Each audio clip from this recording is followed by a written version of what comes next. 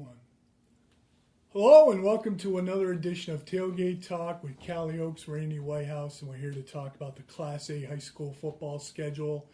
And we'll start out with something I didn't know I'd be saying this year. I certainly didn't think so. The 0-2 Bangor Rams hosting the 0-2 Edward Little Red Eddies.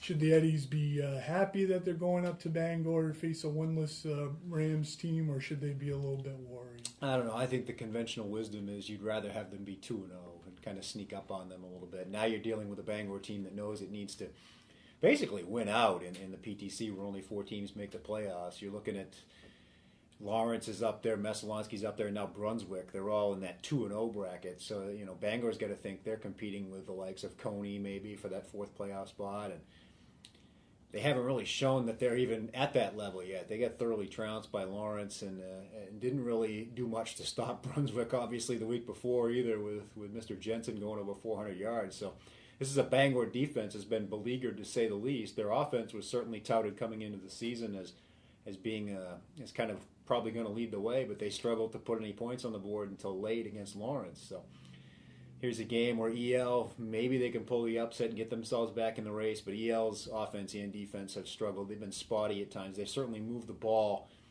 but drives have been killed by turnovers and penalties, especially against Coney last week. And defensively, Coney kind of had its way, and Bangor's got to be kind of licking its chops a little bit, I think. One team that must be licking its chops this week is Lewiston, still looking to bounce back from that loss against Messalonski last week, but they have a tough order ahead of them with that Brunswick team that dominated Bangor on the ground a couple weeks ago. I guess you can look at this game. If Lewiston can somehow keep Jared Jensen from going over 1,000 yards for the season in Game 3, they will have done better than the first 2 opponents, because as Bangor and Skowhegan had no luck at all. He's over the 700-yard mark right now. I think the thing with Lewiston you got to look for is maybe they hung in with Messalonski for a half, but they got a lot of young kids in that lineup, and they're getting worn down, I think, at the end of games. And you're looking at a kid like Jensen, and that's what he does. He wears you down. He just grinds it out, and doesn't look on film particularly big or particularly fast, but boy, he gets the job done. He gets yards after contact. Lewiston's got to find a way to wrap him up.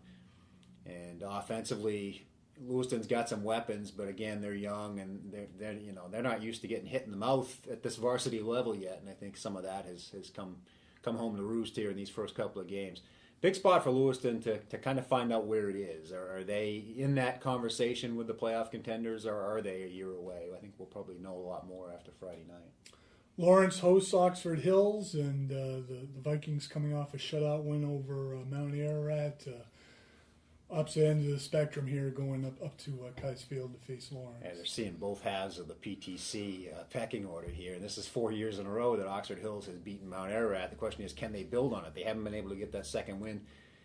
Is it likely this week? No, but I think the Vikings finally have a defense that's capable of at least being worthy of being in a game with the PTC champions. And whatever they can glean from this week going forward, I think there are some games on the schedule they can win this year and maybe get into the middle of that pack. And if they can pull an upset later on in the year, who knows? Not counting them out, certainly at Kiesfield, but not many teams have been successful there over the past 10 years. Fearless prediction. I think the Vikings will be a little more competitive than Lawrence's first 2. If they can be more competitive than Bangor, which won't be saying much, based on a 42-0 game. They scored a couple of touchdowns late, but yeah, it's a pretty safe bet. Based on the defense I saw last week against Mount Ararat, even though it's Mount Ararat, I think they can keep them in the game for a while. So for Callie Oaks, Randy Whitehouse, we hope to see you on the field this weekend, and enjoy the games.